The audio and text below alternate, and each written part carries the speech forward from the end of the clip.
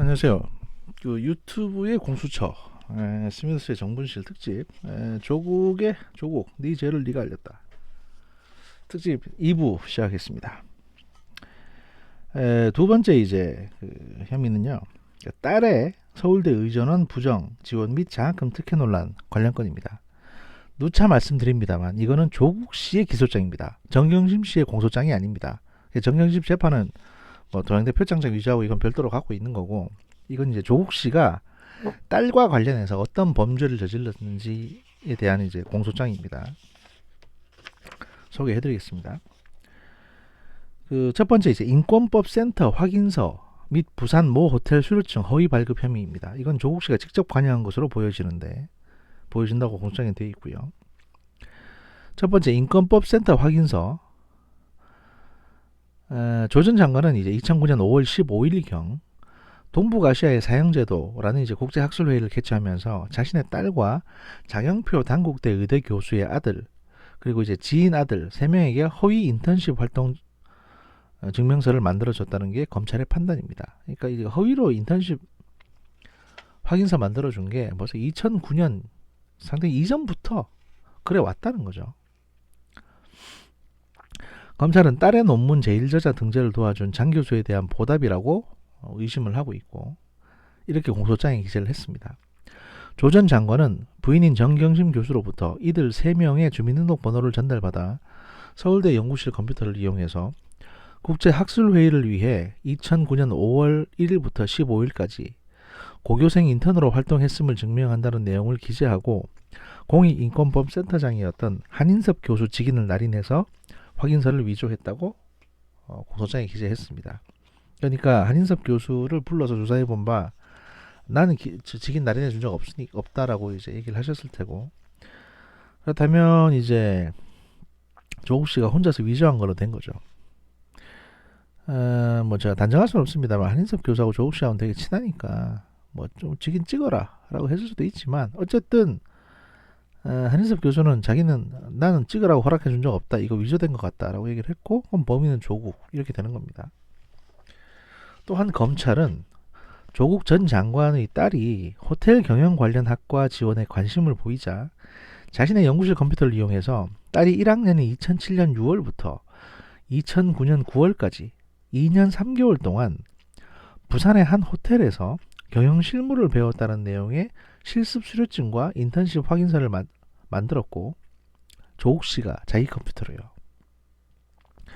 호텔 관계자를 통해서 대표이사 인장을 날인받아 2009년 10월 1일자로 허위 발급받았다고 봤습니다. 그러니까 이것도 만들어가지고 호텔의 뭐 담당, 보통 그런 거 있습니다. 이 부잣집 사람들은요, 호텔의 담당 지배인이나 총지배인이나 매니저들하고 되게 친합니다. 자주 가니까. 자주 가고 또 알고 지내고 이러다 보면 두루두루 친해요.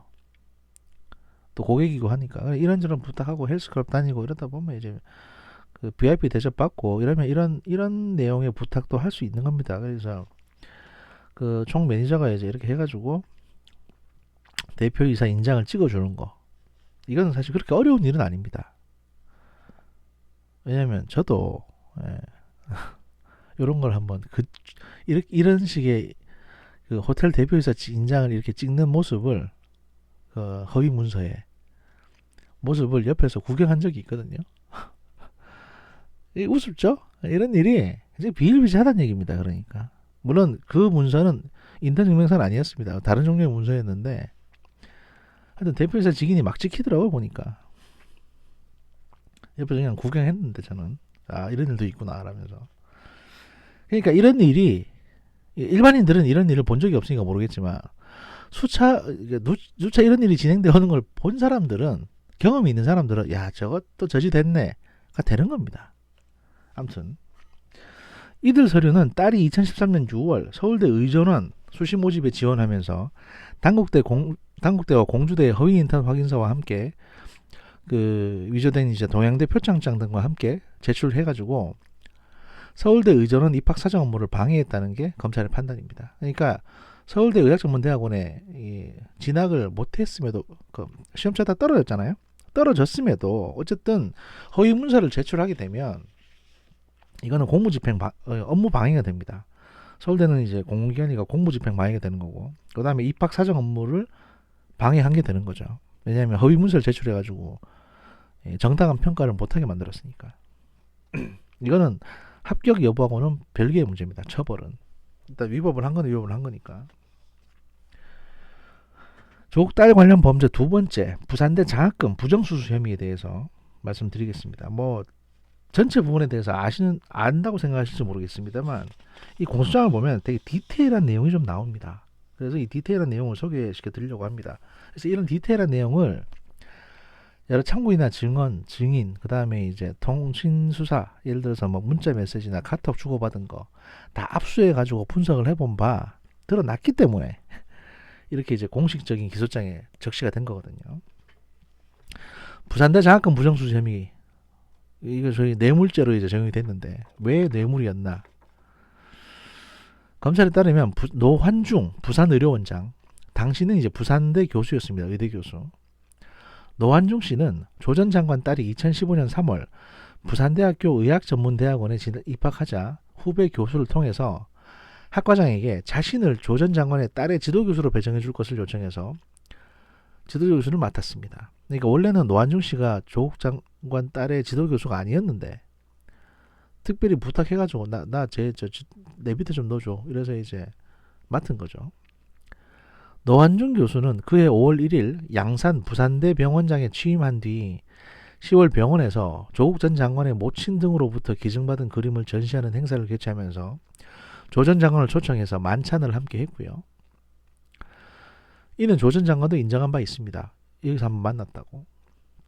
이후 노환중 부산의료원장은 노환중 부산대 이게 참. 그러니까 노환중 부산대 교수는 조 전 장관 딸이 유급을 해서 다시 2016년 1학기에 1학년으로 복학을 하자 1학기 장학금 수혜자로 지정을 해서 200만 원을 지급하는 등 총 6학기에 걸쳐 1200만 원을 지급했다는 게 검찰 수사 결과입니다. 검찰은 이 가운데 조국 씨가 이제 민정수석으로 근무하던 당시 시점에서 받은 600만 원의 장학금에 대해서 뇌물수수와 청탁금지법 위반 혐의를 적용을 했습니다. 조 전 장관이 민정수석으로 재직한 시기에 받은 장학금에 대해서만 뇌물수수 등의 혐의가 성립한다고 좀 엄격하게 본 거죠. 장학금은 2013년 7월 노환중 씨의 모친의 장례식 부의금으로 마련된 외부 장학금이었습니다. 조 전 장관 딸에게 지급하기 전까지는 노 원장이 직접 수혜자를 지정하지 않고 수혜 인원을 지정을 하면, 예를 들어서 이제 요번 학기에는 한 4명 정도 주죠, 뭐 이렇게 하면 학교가 이제 학생들 중에 가계곤란자나 성적 우수자를 선정해서 지급하는 방식으로 이루어졌습니다. 그러나 조 전 장관의 딸이 복학한 뒤부터는 노환중 교수가 직접 수혜자를 한 명을 별도 지정했는데 이게 조국 전 장관의 딸입니다. 그러니까 딴 사람 평소 한 4명한테 줬는데 조국 전 장관 딸이 복학을 하니까 그러면 3명은 학교에서 알아서 선발해서 주고 이 한 명, 이 조국 장관 딸인 조민한테는 꼭 줘라 라고 이제 노환중 교수가 진목을 한 거죠. 그리고 장학금 재원이 다 떨어지자, 왜냐하면 이제 부의금이라 해봤자 뭐 많아봤자 뭐 한 5, 6천 될 테니까 돈이 다 떨어진 거죠. 떨어지게 되니까 사비로 장학금을 지급을 했다는 겁니다. 이 조국 장관의 딸에게만. 조국 전 장관도 딸에게 장학금 200만 원을 뺀 등록금을 송금을 해서 이 장학금 200만 원 나오는 거하고 합쳐가지고 납부하도록 했는데, 이와 관련해서 공소장에는 피고인 조국은 딸을 통해 노 원장의 장학금 지급 사실을 알고 저조한 성적에도 다시 장학금을 받게 된 사실에 놀라면서도 장학금과 합쳐 등록금을 납부하도록, 예를 들어서 등록금이 400만 원이라고 그러면 조국은 딸한테 200만 원만 보내준 겁니다. 그리고 장학금 200 나오는 거하고 합해갖고 등록을 하도록. 그러니까 조국은 장학금에 대해서 인지하고 있었고 장학금이 이례적으로 나온다는 것도 알고 있었다는 겁니다. 조국 전 장관 딸에게 3회 연속 장학금이 지급되자 노환중 교수는 2017년 4월 부산대 이제 의전원장으로부터, 그러니까 부산대 의학전문대학원 원장으로부터 성적 우수자나 가계곤란자도 아닌 학생한테 3학기 연속 장학금을 수여하는 것은 바람직하지 않다는 취지의 일종의 주의를 받았습니다. 이게 경고를 받았습니다. 야, 너 이러다가 이제 문제된다 이거. 이렇게 이제 주의를 받았고, 이러한 사실이 이제 외부로 알려지면서 학생들 사이에 불만이 제기되자 노환중 교수는 조국 장관 딸인 이제 조민에게 장학금을 네가 장학금 받았다는 사실을 다른 학생들에게 말하지 말라고 입단속을 했다고 적시했습니다. 그러니까 이것도 아마 당시 학생들한테 검찰이 증언을 들었을 겁니다. 그 증언도 있고 뭐 관련 증거도 있겠죠. 또 이제 부산대 의전원장도 그런 증언을 했을 테고, 그 조 전 장관 딸 조국 전 장관 역시 조국 씨 역시 딸을 통해 장학금이 비정상적으로 지급된다는 사실을 인식하고 있었다. 이게 이제 검찰의 전반적인 판단이고요. 그러면 이 장학금이 왜 뇌물이 되느냐, 왜 뇌물로 해석이 됐느냐라는 부분에 대해서 이제 얘기를 할 텐데, 이제 이 공소장에서는 조국의 영향력과 장학금이라는 부분을 별도로 기재를 하고 있습니다. 이러한 사실을 알게 된 부산대 장학위원회는 2017년 11월 장학금 기부 약정서 양식을 변경을 해서 장학금 수혜자를 지정하려면 그 사유를 구체적으로 기재하도록 하고 2018년 2학기부터 변경된 양식을 적용하기도 했습니다. 그러니까 단순히 이 노한준 교수가 말을 안 들으니까 또 이제 문제가 되니까 학교에서는 양식을 변경해가지고 아예 이런 일을 미연에 방지하도록 일을 하기도 했다는 겁니다. 그러니까 그만큼 부산대 내에서 이 문제가 좀 시끄러웠다. 검찰은 노 원장이 노한준 교수가 사비까지 출연해서 개인 돈으로 6학기 연속 장학금을 지급한 이유는 조국 전 장관의 영향력 때문이라고 봤습니다. 2017년 4월 노한중 씨는 조국 전 장관 딸을 통해서, 그러니까 저희 지도 교수니까 자기 밑에 제자인 이제 조민이 불러다가 뭐 이런저런 얘기를 하다가 노한중 씨가 뭐라고 했냐면 2017년 4월 달에 그 양산 부산대 병원장 임기가 곧 끝나지만 1에서 2년 정도 더 재직할 예정이라는 취지를, 그러니까 1에서 2년 정도 더 하고 싶다, 또 뭐 더 할 거다, 더 할 예정이다 라는 취지를 이제 조 전 장관에게 전달을 했고, 조국 전 장관이 이제 2017년 5월 11일 민정수석에 부임하자 축하 문자를 보내면서 그 2년 더 양산 부산대 병원장으로 재직하게 된 사실을 언급을 했습니다. 그러니까 이제 조민한테도 얘기하고 그다음에 조국 씨한테도 별도로 문자를 보내가지고 민정수석 되신 거 축하드립니다. 저는 뭐 한 2년 정도 더 양산 부산대 병원장으로 있게 될 것 같습니다라고 이제 언급을 했다는 거죠. 왜 이런 언급을 했냐? 이후 양산 부산대 병원장에 연임이 된 노 원장은, 노한중 씨는 2018년 12월 본원인 부산대 병원장 공모에 도전했습니다. 이게 이제 양산대 병원은 이제 지역 그냥 분원이니까 본원인 부산대 병원장 공모에 도전을 했는데, 과거 조 전 장관 딸의 장학금 특혜 의혹 관련 투서가 청와대 민정수석실에 접수가 되고, 그러니까 누가 투서를 넣은 거죠. 학교에서도 특혜 문제가 불거지면서 노한중 씨가 이제 최종 후보자 선정에서 탈락을 했습니다. 그러고 나서 이제 부산의료원장으로 간 거죠. 조국 씨가 아마 뭐 배려를 해준 것 같은데 보니까 자기 딸 문제 때문에 이제 부산대 병원장이 안 됐으니까 그러면 부산의료원장으로 보내드려야겠다라고 한 게 아니냐, 이렇게 이제 그 검찰은 본 것 같습니다. 하여튼간에. 근데 투서가 들어올 정도였으면 부산대 내에서 이게 되게 시끄럽다는 얘기입니다. 그러니까. 따라서 검찰은 노 원장이, 노한중 씨가 부산대 병원장 진출 등의 조 전 장관의 영향력이 행사할 수 있다는 사실을 알고 청탁 명목으로 장학금을 지급했다고 보고 뇌물 공여와 부정청탁 금지법 위반 혐의로 노한중 씨도 재판에 넘겼습니다. 그러니까 이게 무슨 얘기냐면,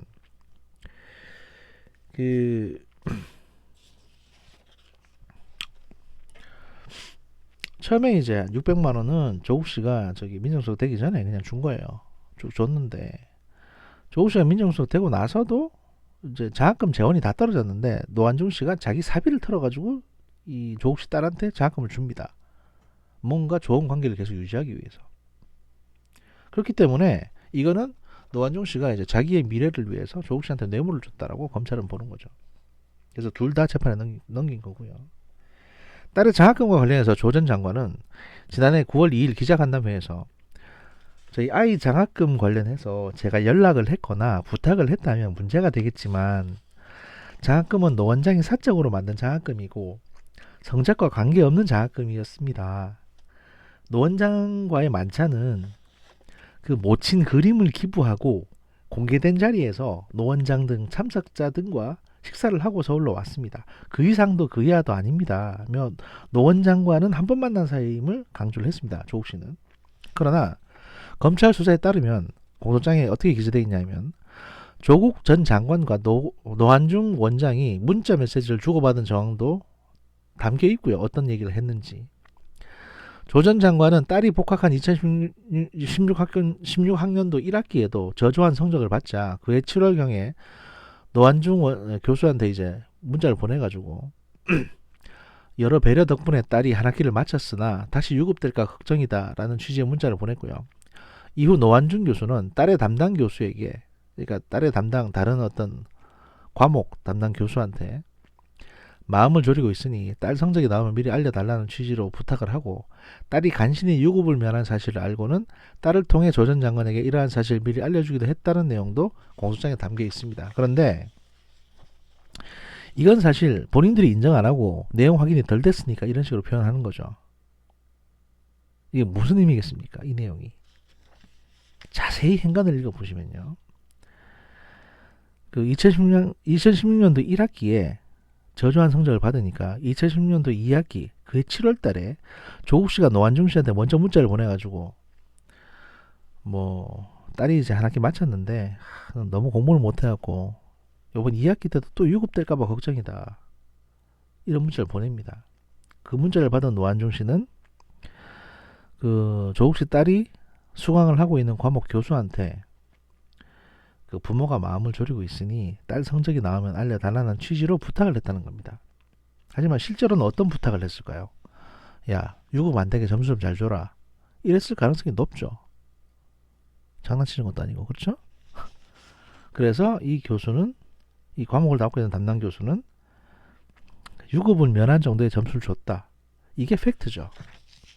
이렇게 해석이 되는 게 일반적이죠. 그런데 이렇게 이제 확인이 돼버리면 그 정유라 사건처럼 점수 좋게 준 교수 또 처벌 대상이 됩니다. 왜냐하면 이제 점수 좋게 줬으니까 공부도 열심히 안 했는데. 그러니까 이것도 아마 검찰하고 이제 이 담당 교수하고 딜을 한 것 같습니다. 예, 그러면 당신은 그냥 그 점수 좋게 줬다는 얘기는 우리가 혐의 빼줄 테니까 무슨 일 있었는지 사실대로 다 얘기해라. 그러면 이런 식으로 공소장에 기재해서 당신 과목 담당 교수인 당신은 우리가 기소 안 하겠다. 이렇게 이제 협의를 해가지고 그런 증언을 받고 이런 식으로 기재했을 가능성이 높습니다. 그게 자연스러운 어떤 해석이고요. 인지상정상. 이게 이제 조국 딸까지의 이제 범죄 행각이고 이제 50% 갔습니다. 그리고 이제 다른 거 보시면 조국 씨 공소장의 세 번째 항목 큰 어떤 세 번째 포션이 뭐냐? 조국 부부의 공직자 윤리법 위반 혐의. 첫 번째, 사모펀드 투자 과정 및 주식 차명 보유 혐의에 대해서 또 이제 조국 씨가 기소가 됐습니다. 이 관련해서 본인은 몰랐다고 하지만 실제로 알고 있었다는 거죠. 그러니까 조사를 해보니까 알고 있었던 정황이 보였다. 조국 전 장관은 정경심 교수의 차명 주식 투자와 관련해서 공직자 윤리법상 백지 신탁 의무를 어기고 재산을 허위 신고한 혐의도 받고 있습니다. 이게 다 처벌 대상입니다. 정경심 교수는 조 전 장관 오촌 조카인 조범동 씨에게 부부의 여유 자금을 주식 투자 등을 통해 운용해 달라고 요청을 했고 2015년 12월 서울 청담동의 자동차 부품 생산업체 익성 사무실에서 그 조범동 씨로부터 1년 6개월 이상 투자하면 예상 수익이 15에서 29% 정도 된다는 취지의 제안을 받았다고 합니다. 정경심 교수가. 그래서 정경심 교수는 동생 정모 씨와 함께 5억 원을 분담하기로 했는데 이게 정경심 씨가 4억 5천이고 정경심 교수 친동생이 이제 5천만 원 내기로 했습니다.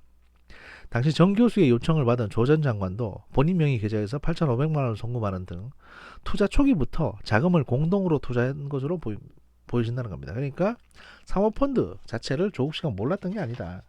그렇기 때문에 공직자윤리법상 재산 그 신고 의무에 위반된 거다. 백지신탁 의무에 위반됐다는 거고요. 알고 있었다는 거죠.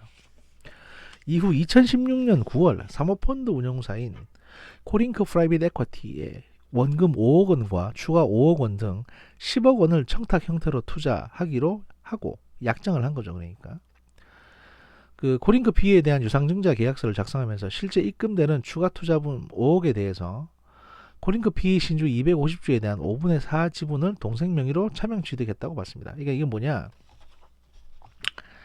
10억을 투자했습니다. 그랬는데 이 5억만큼은 주식을 돌려받은 겁니다. 그러면 투자가 아니라 왜냐면 이게 무슨 얘기인지 이해가 가십니까? 그러니까 그 10억을 투자했어요. 그러면 단순히 투자자는 소유자가 아니라 투자자일 경우에는 투자를 하고 나서 그냥 경영에 간섭할 수가 없습니다. 그러면 이 10억을 만약에 다 날려도 책임을 물을 수가 없어요. 일반적인 투자는. 그런데 정경심 씨는 어떻게 했냐? 10억을 투자하고 그 5억 원에 해당되는 주식을 받은 겁니다. 그것도 실제 종이에 새겨져 있는 증권을, 그 전자증권이, 그러니까 전산상에 존재하는 증권이 주식을 받은 게 아니라 그건 못 믿으니까 실제 종이로 찍혀 있는 주식을 받은 겁니다. 이렇게 되면 무슨 효과가 발생하냐면 이 주식은 그대로 돈이거든요. 유가증권이니까. 그러니까 10억 투자하고 5억을 돌려받은 거예요. 이게 뭔 소리냐? 이거는 이 펀드의 경영자일 경우에 이렇게 할 수 있습니다. 그러니까 지분을 확보한 거잖아요. 주식이.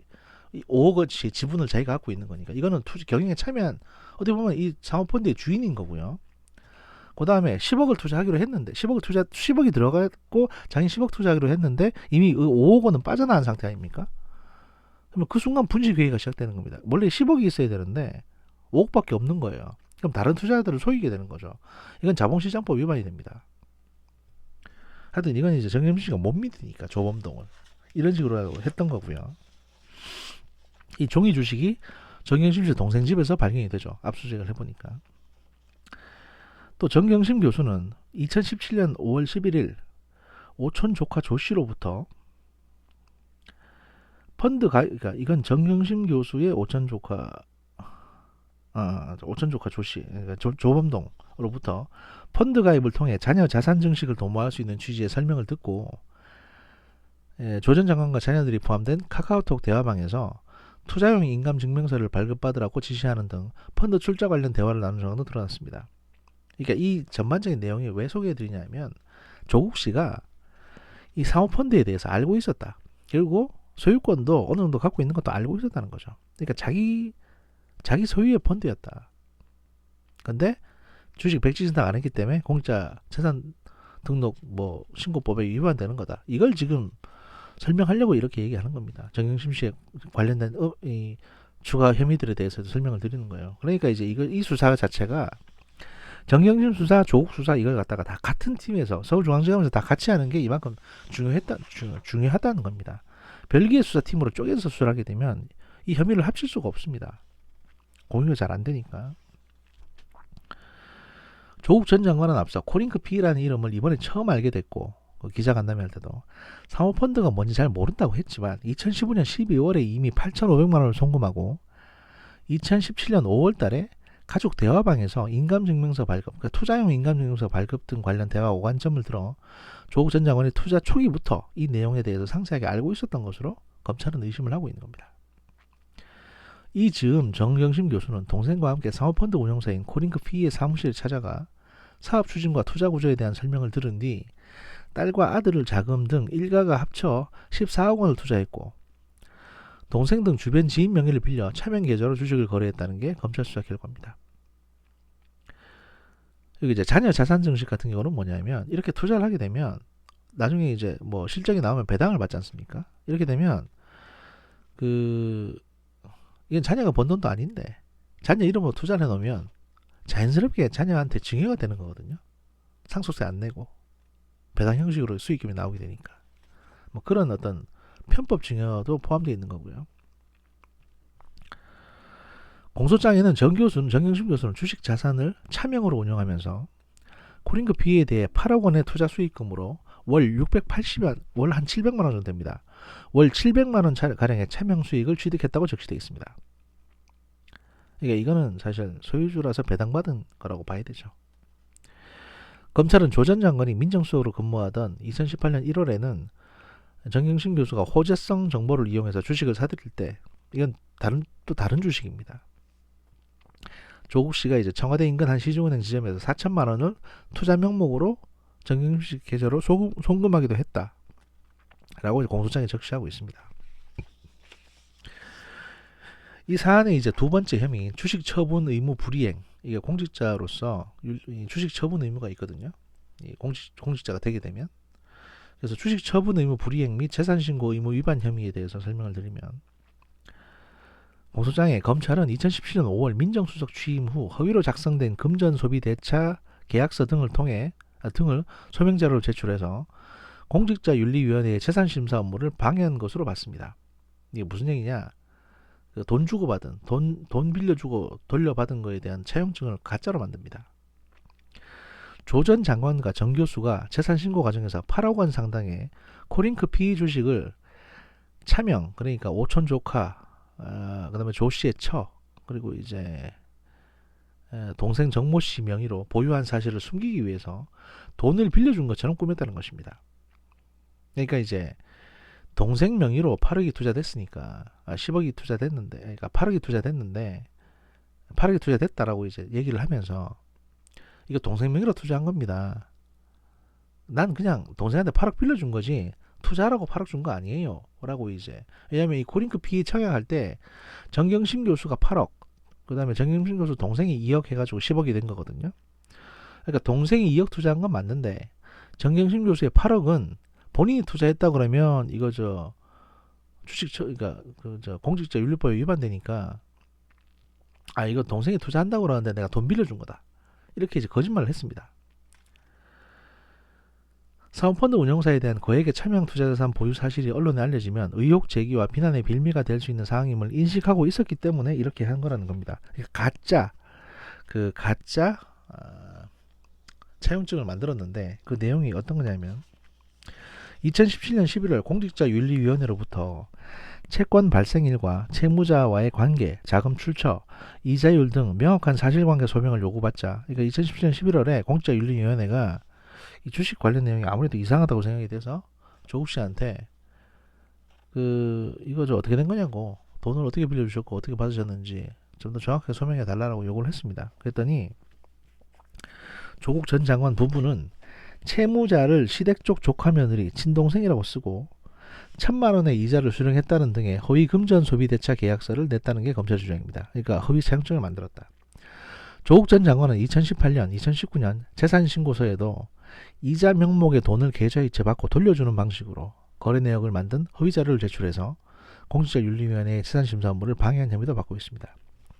이게 무슨 얘기냐면 8억을 투자했잖아요. 근데 이 8억은 정경심이 투자한 게 아니라 동생이 주식 투자한다고 하는데 빌려달라고 해서 빌려준 거다. 그리고 그 빌려줬다는 증거는 뭐냐면 이렇게 차용증을 만들었고 매년 동생으로부터 1,000만 원씩 이자를 받고 있다 라고 이제 이 공직자윤리위원회에 우리를 속인 겁니다. 그리고 그 차용증을 제출하고 그 다음에 동생으로부터 1,000만 원씩 매년 2018년, 2019년 1,000만 원씩 받은 그 거래 내역서, 그러니까 이제 통장 사본을 제출했는데, 이건 어떤 식으로 한 거냐면 동생이 1,000만 원을 보내주면 일단 이거를 갖다가 이제 복사해가지고 이 내역을 복사해가지고 제출하고 이 1,000만 원 다시 동생한테 돌려주는, 현금으로. 이런 식으로 공직자윤리위원회를 속였다는 거죠.